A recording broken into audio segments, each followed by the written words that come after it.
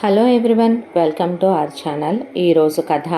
మంగమ్మ నారాయణ దంపతులకి తినా గొడవ ఆస్తిపాస్తులు బాగానే ఉన్నాయి. దాంతోపాటు వీళ్ళకి 9 మంది పిల్లలు, 4 కొడుకులు, 5 కూతుళ్ళు. వీళ్ళు మొదటి నుంచి కూడా కూతుళ్ళంటే ఎక్కువ ఇష్టం. దాంతోనే 4 కూతుళ్ళు ముందు పుట్టడాన ఉన్న ఆస్తిలో చాలా భాగం నగల పరంగా, లాంఛనాల పరంగా, కట్న కానుకల పరంగా ఇచ్చి ముందు కూతుళ్ళకి వివాహాలు చేసి పంపించి ఆ తర్వాత ఒక్కొక్కళ్ళు 4, 5 పిల్లల్ని కంటే పురుళ్ళు పుణ్యాలు అనే ఆస్తి చాలా వరకు కూతుళ్ళకి వెళ్ళిపోయింది. ఆ తర్వాత వెరసి ఇక వీళ్ళకి మిగిలింది ఒక 30 ఎకరాల పొలం. ఆ 30 ఎకరాల పొలాన్ని ఉన్న మిగతా కొడుకుల్లో 5 కొడుకుల్లో కూడా 4 కొడుకులు ఒక్కొక్కళ్ళుగా వాళ్ళు డిగ్రీలు పూర్తి చేసుకొని గవర్నమెంట్ ఉద్యోగాలకి రాసుకొని ఆ గవర్నమెంట్ ఉద్యోగాలకి వీళ్లతోనే లంచాలు కట్టించి పెద్ద పెద్ద పోస్టులు వేయించుకొని ఆ తర్వాత పెళ్ళిళ్ళు చేసుకొని కట్నాలు తెచ్చే పెళ్ళాలని చేసుకొని దాంతోపాటు వాళ్ళు 3, 4 పిల్లల్ని కనేసి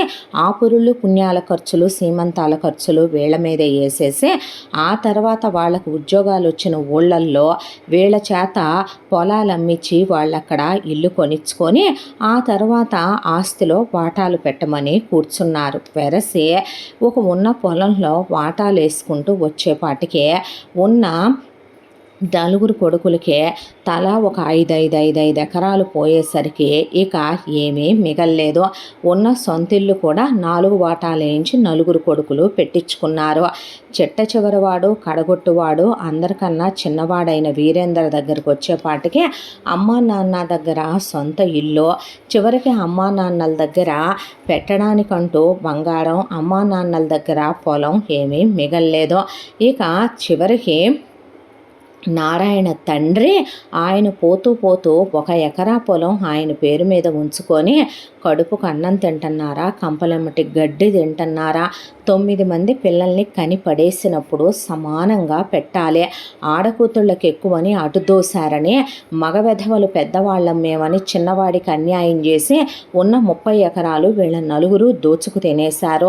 వాడిని అన్యాయం చేశారు కదరా అటొచ్చి ఇటొచ్చి అనే పాపం ఆయనకి ఆయన నానమ్మ ఆవిడ పోతూ రేపు నువ్వు పెళ్లి చేసుకుంటే చేసుకునే పిల్లకు ఉంటాయి అయ్యా అనే ఒక 10 తులాల బంగారమే ఆయన చేతిలో పెట్టి ఆవిడ ఉంచుకో నాయనా అని చెప్పి 1,00,000 రూపాయలు ఆవిడ పేరు మీద ఉన్నాయి, ఈయన పేరు మీద వేసి పోయింది.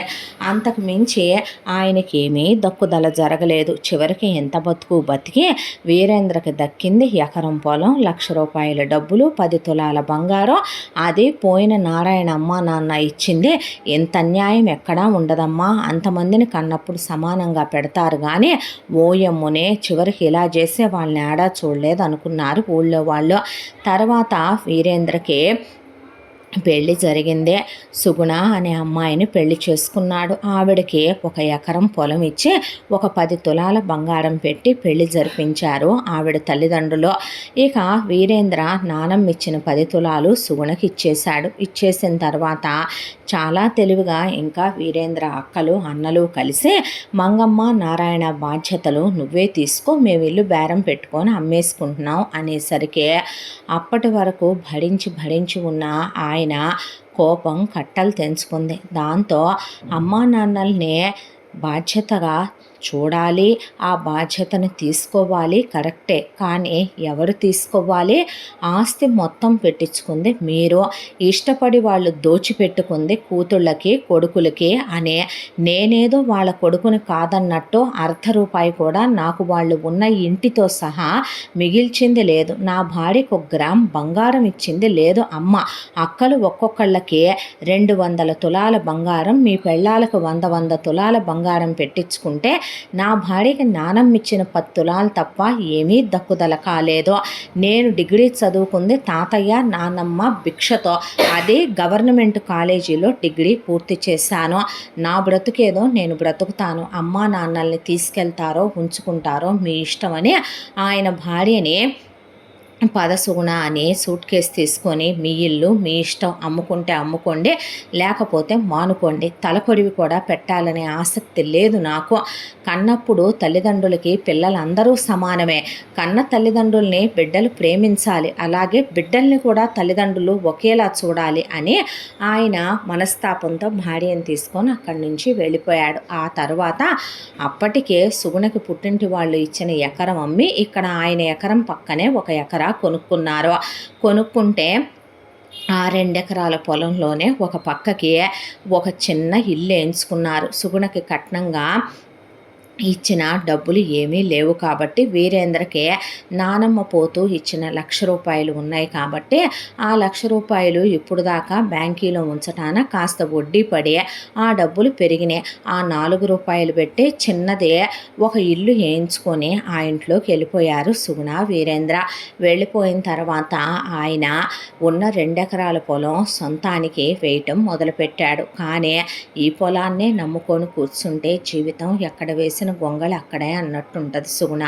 ఒక 5 సంవత్సరాల పాటు పిల్లల్ని ఆపుకుందామా అన్నాడు ఆయన. మీ ఇష్టం అండి, మీకు ఎలా నచ్చితే అలా చెయ్యండి, మీరు నా ప్రాణం, మీరేది చెప్తే నేను అదే వింటాను అందావిడ. అలాంటి భార్య దొరకటమే ఒక భర్త అదృష్టం. నీ వాళ్ళు నీ అన్నలకి పెట్టి నీ అక్కలకి పెట్టి నీకేం పెట్టారా అని అడుగుద్ది ఇంకో ఇల్లాలైతే. వివక్ష ఆయన కన్నవాళ్ళు తోబుట్టోలే చూపించినప్పుడు దెప్పి పొడుస్తుంది ఇంకొక ఇల్లాలైతే. ఆవిడ ఆ మాట మాత్రమైనా అనెరగదు. ఆయన బయలుదేరనగానే బయలుదేరిపోయింది ఆవిడ, వెనక ముందు ఆలోచించుకోకుండా. ఇక తెచ్చి పొలంలో ఇల్లేంచి పెట్టినా అక్కడ ఉండటానికి సిద్ధపడిందే. ఆయన నేను ఉద్యోగానికి కూడా వెళతాను పక్కనే ఉన్న టౌన్లో అని ఒక ఫ్యాక్టరీలో ఉద్యోగం చూసుకున్నాడు. కాస్త ఆ జీతం రావటంతో ఆయన ఉద్యోగానికి వెళుతున్నాడు కాబట్టి పొలంలోనే ఇల్లు కాబట్టి సుగుణకి వ్యవసాయం చేయించడం నేర్పాడు వీరేంద్ర. భర్త లేకపోయినా ఆ 2 ఎకరాల పొలం కూలీలతో ఆవిడ సాగు చేయించేసేంత తెలివితేటలు నేర్పించాడు ఆయన. ఆ తరువాత ఆవిడ ఇంకా ఖాళీగా ఉంటున్నానని మనసు పీకి పుట్టింటి వాళ్ళు పెట్టిన 10 తులాలు, భర్త నానమ్మ ఇచ్చిన 10 తులాల బంగారం తీసుకెళ్ళి ఇక ముందు బ్యాంకీలో పెట్టి దాంతో కొంత డబ్బు తెచ్చి 2 గేదెలు పెట్టి పాడి చేయటం మొదలుపెట్టింది. ఆ తల్లి చేతి పుణ్యమో ఏమో కానీ ఆ గేదెలకి చక్కగా మళ్ళీ పెయ్యలే పుట్టినే. అలా 5 ఏళ్ళు తిరిగేపాటికి తీసుకొచ్చిన 2 గేదెలకి అవి పెరిగి పిల్లలతో కలిసి ఒక మందై కూర్చున్నాయి. దాంతోపాటు సుగుణ ఖాళీగా ఉండటం ఎందుకని ఇంకా కోళ్ళని పెంచేది, మేకల్ని పెంచేది, చేపల్ని పెంచేది, చిన్న గుంట కొట్టించి రొయ్యల్ని పెంచేది. ఇలా ఒక్క నిమిషం ఖాళీగా ఉండేది కాదు. పాలు, పెరుగు, వెన్న, నెయ్యి అన్నీ అమ్మేదే. ఆ ఉన్న 2 ఎకరాలు ఒకవైపున చాలా తెలివిగా ఆయన ఉద్యోగానికి వెళ్ళినా సాగు చేయించుకుంటూ వచ్చేదే. ఇలా 5 ఏళ్ల కాలం గడిచాక పిల్లల్ని కందామని వాడేటటువంటివి ఆపారు. ఆవిడ గర్భవతి అయ్యింది, కొడుకు పుట్టాడు. భార్గవ్ అని పిల్లాడికి ఆ సూర్యనారాయణ ప్రత్యక్ష దైవం అని ఆయన పేరు పెట్టుకొని ఇంకా పిల్లలు వద్దు సుగుణ అన్న తర్వాత మీ ఇష్టం అండి అని ఆపరేషన్ చేయించేసుకుంది ఆవిడ. ఇంకో భార్య అయితే ఎందుకొద్దు ఇంకొక కూతురు, ఎందుకొద్దు ఇంకొక కొడుకు అంటారు. అసలు ఆ మాటలే లేవు. ఆయన చెప్పాడంటే వినేయాలంతే. ఆయన ఎందుకు చెప్పాడో ఉన్న ఒక్కడిని ప్రయోజకుడిని చెయ్యాలి. రేపొద్దున వాడి బ్రతుకు నా బ్రతుకులా కాకూడదు, ఎవరెక్కువ ఎవరు తక్కువ అనే పరిస్థితి అసలు రాకూడదనేది ఆయన నిర్ణయం. తర్వాత పిల్లాడికి ఒక 2 ఏళ్ల వయసు వచ్చేపాటికి వీరేంద్ర ఉద్యోగం పోయింది. ఏంటండి ఇది ఇలా తీసేశారంటే ఫ్యాక్టరీ అమ్మేశారు సుగుణ. తెలిసిందేగా, నిలకడలేని ప్రైవేటు ఉద్యోగాలు, ఇష్టమైన నాళ్ళు గొడ్డు చాకరీ చేయించుకుంటారు. వేరే చాలా చోట్ల ట్రై చేశానే, కాకపోతే ఎక్కడ ట్రై చేసినా మన్నేమైనా వీళ్ళు పట్టించుకొని మిగతా కొడుకుల్లాగా ప్రైవేట్ కాలేజీల్లో డిగ్రీలు పీజీలు చదివిచ్చారా? గవర్నమెంట్ కాలేజీలో చదివిన చదువు కంప్యూటర్లు ఇంగ్లీష్లు రావాలంటున్నారు. దాంతో ఎక్కడా ఉద్యోగం దొరకలేదు. నేను ఒకటి అనుకుంటున్నాను సుగుణ అన్నాడు ఆయన. ఏమిటండి అంద ఆవిడ.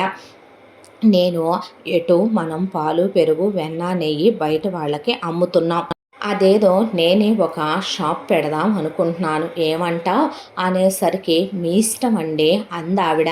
అన్న తర్వాత విడిపించుకొచ్చిన ఆవిడ నగలు మళ్ళీ తీసుకెళ్ళి బ్యాంకీలో పెట్టి ఆయన ఒక చిన్న షాప్ లాగా వేయించి దాంట్లోనే ఆయన వ్యాపారం మొదలుపెట్టాడు. మొదలుపెట్టే పాలు, పెరుగు, వెన్న, నెయ్యి అమ్మటం మొదలు పెడితే ఎటు షాప్ పెట్టాం కదండి, మన షాపే కదా, కాస్త అందరికన్నా తక్కువ రేటుకి ఇద్దామని ఇంటికే పంపుదామని చెప్పండి.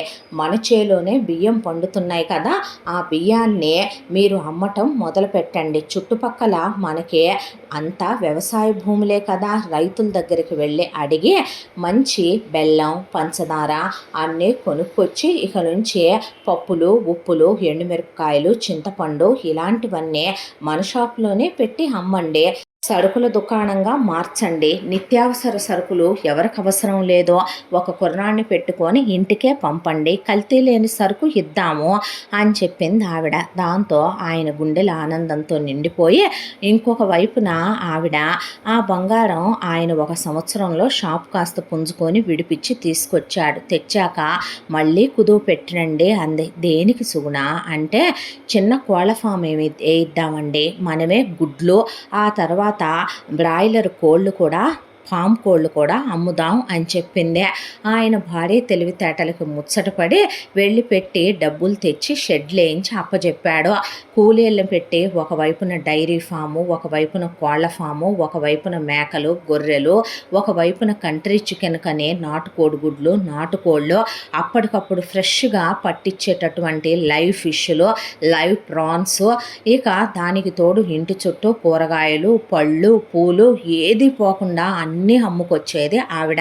నెలొచ్చేసరికి డబ్బులు ఎత్తుకెళ్ళి బ్యాంక్ అకౌంట్లో వేసి వచ్చేవాడు ఆయన. ఇటువైపున చూస్తే ఆయన షాపు మెల్లగా మొదలుపెట్టి పాలు, పెరుగు, వెన్న, నెయ్యితో మొదలుపెట్టిన వాళ్ళ షాపు బియ్యంలోకి ఎదిగింది. బియ్యంలో నుంచి చుట్టుపక్కల రైతులతో మాట్లాడి ఉప్పు, పప్పు ఇవన్నీ పెట్టేసరికి ఆ తర్వాత క్వాలిటీ సరుకులు ఇవ్వటం, అందరి మీద ₹1 తక్కువ హోల్సేల్ రేట్లకు ఇవ్వటంతో ప్రతి పెళ్ళన్నా, పండగన్నా, పబ్బమన్నా అక్కడికే వచ్చి కొనుక్కునేంత మెల్లగా మొదలుపెట్టిన ఆ షాపు పెరుగుతూ పెరుగుతూ పెరుగుతూ పెరుగుతూ అది పెద్ద సూపర్ మార్కెట్ అయిపోయే ఆ తర్వాత ఒక పెద్ద గోడౌను వెనకమాల సరుకులు నాపటానికి నిలిపేంత అయ్యే వాళ్ళయ్యే హోమ్ డెలివరీలకనే 10 మంది కుర్రాళ్ళు, ఆ తర్వాత సైకిళ్ళ మీద వెళ్ళి ఇచ్చిరటానికి 10 సైకిళ్ళు, ఒకవైపున సరుకు కోసం అనే ఆటోలు, ఇంకొక వైపున సరుకు తీసుకురావటానికి గోడౌన్లో పెట్టడానికి వాటికని ఒక చిన్న లారీ, ఇంటి ముందు ఒక కారు, అదే చోట్లోనే పెద్దది 2 అంతస్తుల భవనం ఇల్లు కట్టించేసుకున్నారు. రోడ్డు పక్కన పొలం కాబట్టి ఆయన్నే. ఆ 2 ఎకరాల పొలాన్ని వీళ్ళు వాడినట్టు ఎవ్వరూ వాడట్లేదని ఊళ్ళో వాళ్ళు ముక్కును వేలేసుకునేలా ఆ 2 ఎకరాల పొలం చుట్టూరా కూడాను ఆయన గోడ కట్టించేశాడు. ఆ 2 ఎకరాల పొలం ఆయనకి భార్య వచ్చిన వేళా విశేషం. ఆవిడ ఆయన అర్థం చేసుకునే ఇల్లాలు కావటం, చాలా అన్యోన్యంగా ఉండేవాళ్ళు, మంచి ఆరోగ్యకరమైన తిండి తినేవాళ్ళు, ఇద్దరూ సోమరిపోతు తనాలకు పోకుండా ఒళ్ళు వంచి కష్టపడి పని చేసుకునేవాళ్ళు. దాని ఫలితం పట్టిందల్లా బంగారమే. స్థలాలు కొన్నారు, క్యాష్గా దాచారు. సుగుణ రాబోయే కోడలి కోసమనే బంగారం కొని దాచింది. ఆవిడకి ఆయన బంగారం చేయించుకోమని వడ్డాణంతో సహా అన్నీ చేయించాడు. ఇక వాళ్ళకి దేనికి లోటు లేదు. పిల్లాడు అంత పెద్ద చదువరి కాదు కానీ యావరేజ్గా చదివిన చాలా మంచి బుద్ధులతో పిల్లాడిని పెంచి క్రమశిక్షణగా మంచితనమే నేర్పి సరదాగా ఉండే తత్వంతో పెంచి పెద్ద చేసుకొచ్చారు. పిల్లాడి ఇంటర్ అయిపోయింది. ఇంజనీరింగ్కి డబ్బులు కట్టి మేనేజ్మెంట్ కోటా సీట్ కొన్నారు. పిల్లాడు భార్గవ్ చాలా మంచోడు. కాలేజీకి వెళ్ళాడు. వెళ్ళిన భార్గవ్కి అమూల్య అనే అమ్మాయితో ఒక పరిచయం, అది స్నేహం, ఆ తర్వాత ప్రేమ. కొడుకునేమి ఆయన అమెరికాలు పంపాలనో, ఆస్ట్రేలియాలు పంపాలనో, కొడుకుని సాఫ్ట్వేర్ ఉద్యోగిగా చూడాలనో ఆయనేమి చదివించట్లేదు. మనిషికి కనీస డిగ్రీ ఆయన రోజుల్లో ఉండాలి, కనీస బీటెక్ అనే డిగ్రీ ఈ రోజుల్లో ఉండాలి. కొడుక్కి చిన్నప్పటి నుంచే వాడు వాళ్ళ సూపర్ మార్కెట్లో కోళ్ళ ఫాములు, డైరీ ఫాములు, వాళ్ళు పొలాలు అలవాటు చేసి రేపొద్దున ఆ వ్యాపారం అంతా చూసుకునే విధంగా భార్గవ్ని షైన్ చేసే ఉంచుకున్నాడు ఆయన. నువ్వు ఇదే చెయ్యాలి, మా కళ్ళ ముందే ఉండాలయ్యా అని. కొడుకు కూడా ఒకళ్ళ కింద ఉద్యోగం చేయటం ఇష్టం ఉండదు కాబట్టి చదువు అయిపోతే వాళ్ళదే చూసుకోవాలని ఆ అబ్బాయికి తెలుసు. అలా ఇంజనీరింగ్ చదువుతున్న భార్గవ్కి అమూల్యతో ప్రేమ ఏర్పడింది. ఆ తర్వాత ఇంజనీరింగ్ కంప్లీట్ అయ్యాక కొడుకు తండ్రితో పాటు సూపర్ మార్కెట్కి సరుకు కొనే దగ్గరికి ఎక్కడ కొనాలి, ఎంత కొనాలి, గోడౌన్లో ఎలా స్టోర్ చేయాలి ఏంటి, అబ్బాయి వ్యాపారం నేర్చుకుంటుంటే కొడుక్కి పెళ్లి చేసేస్తే ఓ బాధ్యత అయిపోద్దండి, నాకు ఇంట్లో కోడలి పిల్ల తిరుగుతూ ఉంటుంది సంతోషంగా అని ఆవిడంటే, ఏరా మరి అమ్మ పెళ్లి చేద్దాం అంటుంది, ఏమంటావు, పెళ్లి చేసుకోవడానికి నాకేమీ అభ్యంతరం లేదు నాన్న, కానీ ఆ కానీలోనే ఉందలే కీలకం చెప్పు అనేసరికి ఒక అమ్మాయిని ఇష్టపడ్డాను, తను చాలా మంచిది, తన పేరు అమూల్య అని చెప్పేసరికి మంచి పిల్లయితే మేమెందుకు కాదంటాం, ఇంటికి తీసుకురా అని ఆ అమ్మాయి వచ్చాక ఉండమ్మా కొన్ని రోజులు ఇక్కడే అని పిల్లని వాళ్ళింట్లోనే ఉంచుకుంటే చాలా మంచిది, సరదా అయిన పిల్ల, ఇంట్లో ఒకటిగా కలిసిపోయే తత్వం, ఒక రకంగా కాస్త అమాయకం కూడాను, చాలా సెన్సిటివ్, అన్నా కూడా తట్టుకోలేనంత అమాయకురాలని భార్గవ్ చెప్పాడు అమూల్యనే. ఇక అమూల్య వేరే ఫ్రెండ్ వాళ్ళ ఇంటికి వెళ్తున్నానని ఇక్కడికి వచ్చింది, కానీ రోజుకు 100 సార్లు అమూల్య వాళ్ళమ్మ శకుంతల ఫోన్ చేస్తుంది అమూల్యకే, ఏమే ఎక్కడున్నా, నీకు ఆడపిల్లలైనా ఫ్రెండ్స్, ఏది వీడియో కాల్ చేసి చూపించు, ఇక్కడ వీడియో కాల్ సిగ్నల్ లేదులే అమ్మా అని జుట్టు పిక్కుంటూ ఆ పిల్ల ఫోన్ మాట్లాడుతూ ఉండేదే. ఇలా అమ్మాయిని తెల్లవారుజామున 5ంటికి నిద్ర లేపిన దగ్గర నుంచి వాళ్ళు ఏం టిఫిన్ పెట్టారు, స్నానం చేశావా, ఏం భోజనం పెట్టారు, ఏం కూరలు పెట్టారు, ఏం పోపేశారు కూరలో, వాళ్ళు ఏం స్నాక్స్ పెట్టారు, ఏం డిన్నర్ పెట్టారని ఆ పిల్లని దాకా అప్డేట్స్ అడుగుద్ది వాళ్ళమ్మ.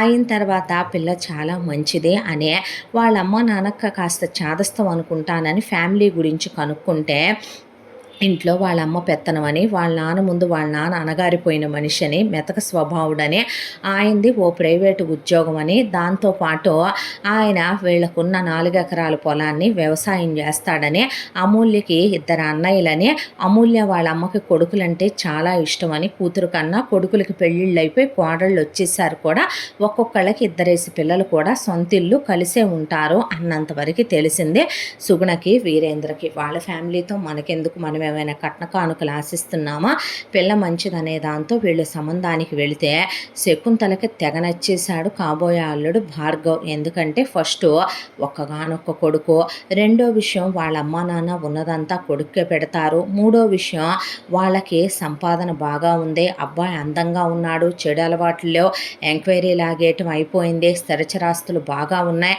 దట్టు వాళ్ళు వ్యాపారం చేస్తున్నారు, ఆ వ్యాపారం పట్టిందల్లా బంగారం, అసలు ఎప్పుడు చూసినా ఖాళీ ఉండదు వాళ్ళ వ్యాపారంలో. దాంతో నచ్చేసి ఇక వాళ్ళు కట్నం వద్దన్నారు, అదన్నిటికన్నా బాగా నచ్చింది, పెళ్లి ఖర్చులు మాకు ఒక్కగానొక్క కొడుకు కాబట్టి ఎంగేజ్మెంట్ ఖర్చులు మావే అన్నారు, అది ఇంకా తెగ నచ్చేసిందే. దాంతో ఓకే అనుకున్న తర్వాత సుగుణ చీరల దగ్గర నుంచి డ్రెస్సుల వరకు కోడల కోసం ఆవిడే అన్నీ కొని, నగలు కొని, ఆ తర్వాత గ్రాండ్గా ఎంగేజ్మెంటు పెళ్ళి జరిపించిన తర్వాత, వెళ్ళవే అత్తయ్య గారి కాళ్ళ మీద పడు, కాళ్ళు పట్టుకోవే, అదేందే నేలకి దండం పెడతావు, మామయ్య గారి కాళ్ళు పట్టుకో, నీ మొగుడు కాళ్ళెత్తో, ఎల్లెల్లు అని ఇలా చేస్తుంటే వాళ్ళు ఎక్కడైనా అత్త అనుకోవాలి, ఉషో వీళ్ళేంటో వీళ్ళ అత్త ఏంటో అనుకొని నవ్వుకొని ఊరుకున్నారు ఆయన ఆవిడ. మనమే వెంటనే పిల్లల్ని కనలేదు, మీరు కూడా ఎంజాయ్ చేయండిరా కొన్నాళ్ళు, తర్వాత ఒకళ్ళని కనొచ్చులే, మాకేమీ మీరు వెంటనే కనలేదనే కంగారేం లేదని చెప్పారు ఆయన ఆవిడ. ఆ తర్వాత కొడుకు కోడలకు ఫస్ట్ నైట్లు అయిపోవటం, హనీమూన్లకి వెళ్ళి రావటం సంతోషంగా, ఆ తర్వాత కొడుకు కోళ్ళు వాళ్ళ ముందే చక్కగా కాపురం చేసుకోవటం, అన్యోన్య దాంపత్యం, ఒక చిన్న పొరపచ్చం గొడవ లేదు, అసలు అబ్బాయి కోపం ఉండదు, ఆ అమ్మాయి తగ నెమ్మది పిల్ల. ఇంట్లో వంట పని వరకు సుగుణ చేసుద్ది, ఇంటి పని అంతా పనివాళ్ళుండి చేస్తారు, అమూల్య ఆవిడేమీ చేయనివ్వదు, చిన్నపిల్లనే వాళ్ళు ప్రేమగా చూసుకుంటారు వీరేంద్ర సుగుణ. ఇంత దాంట్లో అమూల్య వాళ్ళమ్మ వాళ్ళ నాన్నని తీసుకొని వస్తుంది, వచ్చి అయ్యో వదిన, నువ్వు వంట చేయటమేంటి? ఏమే, నువ్వు చేయలేవా వంట? ఇంట్లో ఉన్నప్పుడు నేను పని మనుషులు కూడా లేకుండా దీంతో చేయించి ఇప్పుడు మా కోడళ్ళతో చేయిస్తాను. కోడళ్ళంటే ఏంటి వదిన? ఇంటి పని, వంట పని, పిల్లల్ని కంటం, సంసారం చూసుకోవటం, అత్తమామలు సేవ చేసుకోవటం, మొగుడికి సుఖాన్ని ఇవ్వటం ఇందుకు కాదా అనేసరికి ఆయన ఆశ్చర్యపోయే, అసలు భార్గవ అయితే గనక ఇలా పుట్టిందే మీ అమ్మ అని అమూల్యని అడిగితే, అంతే, తెలియని సంగతి ఏముంది అనేసరికి దీని తింగరతనానికి ఆవిడ నోటికి సరిపోయింది అనుకొని, పర్వాలేదులే వదిన, నా చేత్తో పిల్లలు కొండి పెట్టుకుంటే నాకు అదో తృప్తి అనేసింది సుగుణ. ఏదేమైతే ఇంట్లో పనోళ్ళు ఎందుకో, వాళ్ళకి జీతాలు ఎందుకో, ఎంతోటి ఇల్లు ఇది ఊడిసి తడిబట్ట పెట్టలేదా, ఇది దుమ్ము దులుపుకోలేదా, గేదెల దగ్గర ఇది చేసుకోలేదా, మేకల్ని ఇది చూసుకోలేదా, ఏంటంట పనోళ్ళని పెట్టడం, ఎందుకంట జీతాలు ఇవ్వటం అనే 10 రోజులకు ఒకసారి రావటం, వచ్చి ఒక 4 రోజులు తిష్టేయటం, వచ్చే అమూల్య బుర్ర, భార్గవ బుర్ర, సుగుణ వీరేంద్ర బుర్రలు తిని వెళ్తే ఊరుకోవే, వాళ్ళకి తెలుసుగా అని సుబ్బారావు అన్న, సాలే ఊరుకోవయ్యా, మనం చెప్పుకోవద్దేంది మన వెయ్యాల వారు అన్న తర్వాత అని కూర్చొని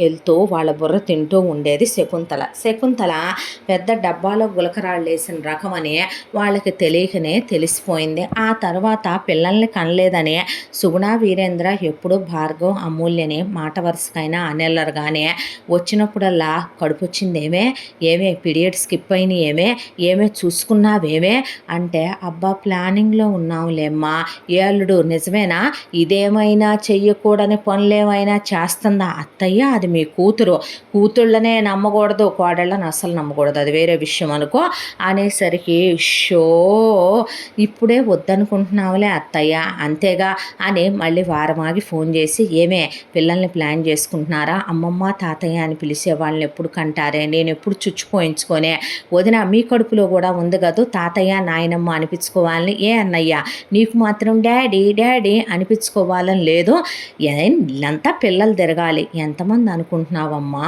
అన్నాడు వీరేంద్ర. అదేంటన్నయ్య, 2 కొడుకులు 1 కూతురు ఉండాలి, అది నీకు కదమ్మా, నాకే కాదు, ఇంత ఆస్తుంది, ఏం చేసుకుంటుందే, ఇది కూడా నాలాగే కనాలి ముగ్గురిని అని చాలా అత్తయ్య అనేపాటికి, సాల్లే, అంతకన్నా ఇప్పుడు నేను గనమన్నా కనరగా మీరు అనేసిందే. నవ్వేసి ఊరుకొని వాళ్ళు. ఇలా 5 ఏళ్ల కాలం గడిచిపోయింది. ఈ 5 ఏళ్లలో కోడల్లా కాదు, ఆవిడ కూతుర్లా చూసుకుందే.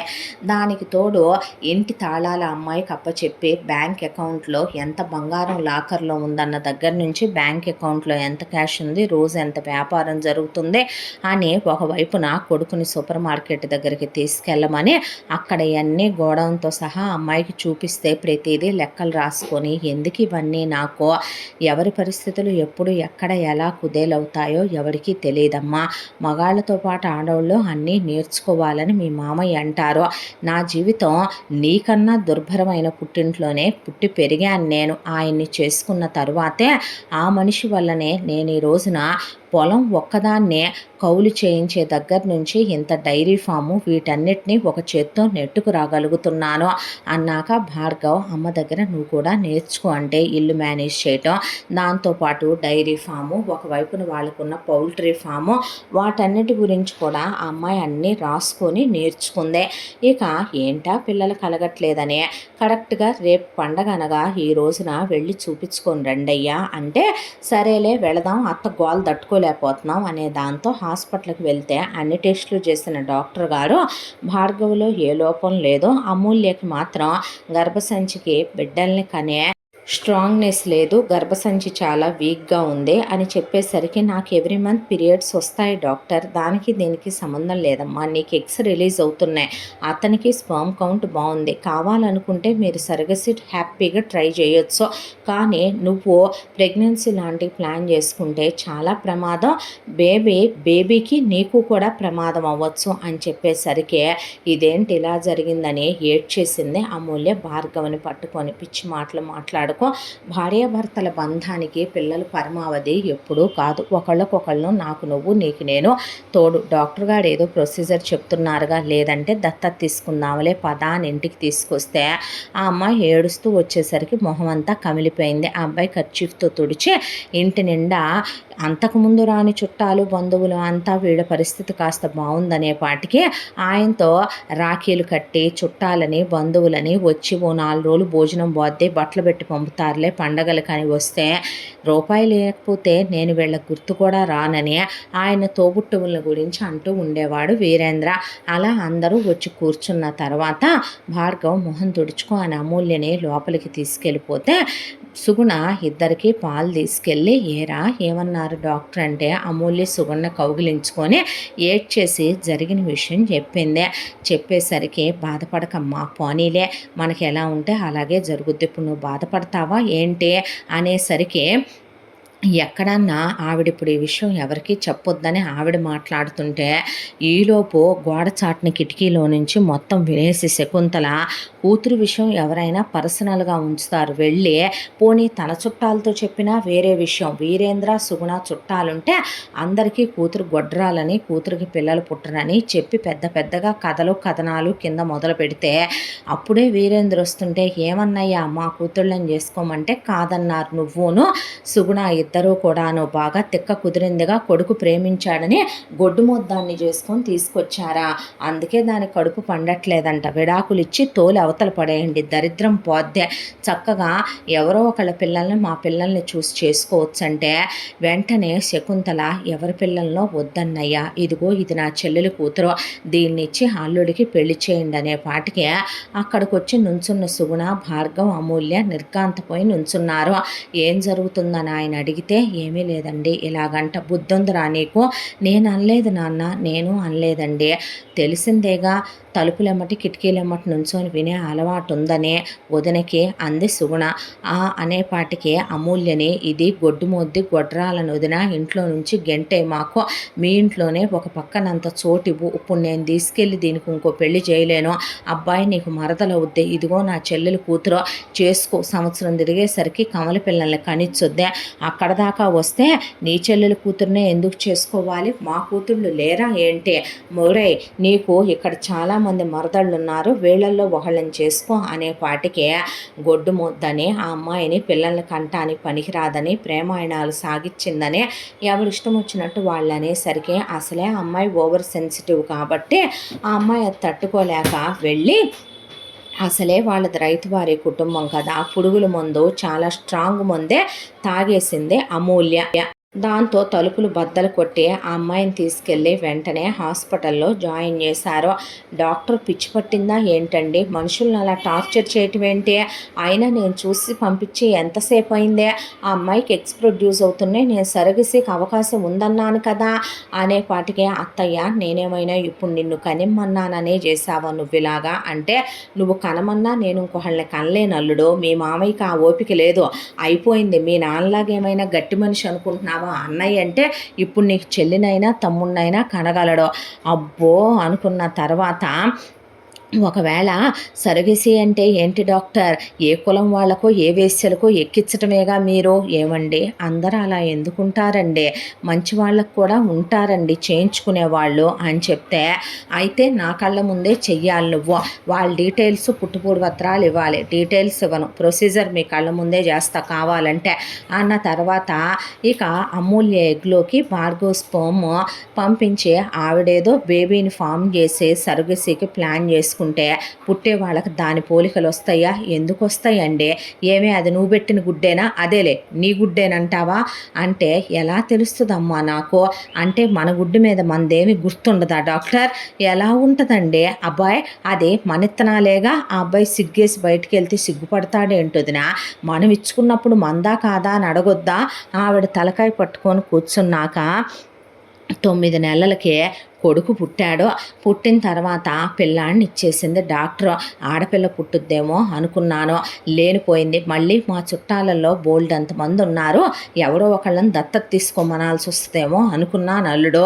అత్తయ్య ఇదేదో బాగుంది, సైడ్ బిజినెస్ స్టార్ట్ చేయపోయావా, పోనీ ఓ పని చేయి, కస్టమర్లు ఉంటే చెప్పు అల్లుడు, మాట్లాడుకొస్తా చాలామంది ఇస్తారు, నేను మా నాన్న పార్ట్ టైం ఉద్యోగాలు అయ్యే చేస్తున్నారు అనుకుంటున్నావా ఏంటి అనేసరికి మగపిల్లాడు వచ్చాడు డాక్టర్ మరి ఆడపిల్ల ఎప్పుడు వచ్చుద్దే అనేసరికి ఇక చాలు ఎవరూ అక్కర్లేదు, పిల్లలు పిల్లలు పిల్లలు అని వెధవ గోల, పద తీసుకొని అని భార్గవ్ అమూల్యని పుట్టిన బాబుని తీసుకెళ్తే సుగుణ వీరేంద్ర పిల్లాడికో మంచి పేరు పెట్టుకోండమ్మా పెంచుకోండనే వాళ్ళు ప్రశాంతంగా ఉన్నా అదే మన కడుపును కాయ కాస్తే వేరేగా ఉండేది. ఇప్పుడు ఈడు పోలికలయ్యి నీయేలే అల్లుడు అని రావటం పద్దాక ఆ విషయం చెప్తారా అత్తయ్య మీరు అంటే మీకు ఇష్టమైన వాళ్ళు ఎవరు అత్తయ్య? మా నాన్న నన్నెంత ముద్దుగా పెంచాడని చచ్చిపోయాడుగా అల్లుడు, పోయిన మీ నాన్న మీద ఒట్టత్తయ్య అందే.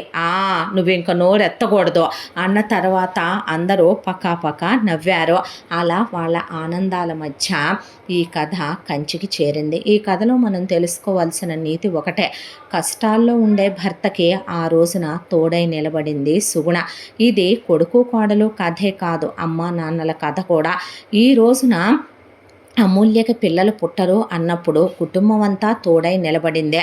ఒక ఆడపిల్లకి పుట్టిల్లు ఎంత సపోర్ట్ చేస్తుందో తెలియదు, కానీ అత్తగారిల్లు అండై ఉంటే ఆ ఆడపిల్లకి అదే చుట్టూ ఒక ఆరాలాగా ఉంటుంది. ఆ అమ్మాయికి ఒక రక్షణ కవచం అవుద్ది. అర్థం చేసుకునే భర్త అత్తమామలు దొరకటం ప్రతి ఆడపిల్లకి అదొక అదృష్టం. అయితే అర్థం చేసుకునే భార్యని గుండెల్లో పెట్టుకొని చూసుకునే భర్త దొరకటం ఆడపిల్ల జీవితంలో ఒక వరం లాంటిదే. ఇంతటితో ఈ కథ పూర్తి. ఇంత మంచి కథను మనకు అందించిన కథా రచయిత్రి సాయి లలిత గారు. మరో మంచి కథతో తప్పకుండా మీ ముందుకు వస్తాను. మన ఛానల్ని లైక్ చేసి షేర్ చేసి సబ్స్క్రైబ్ చేయడం మర్చిపో.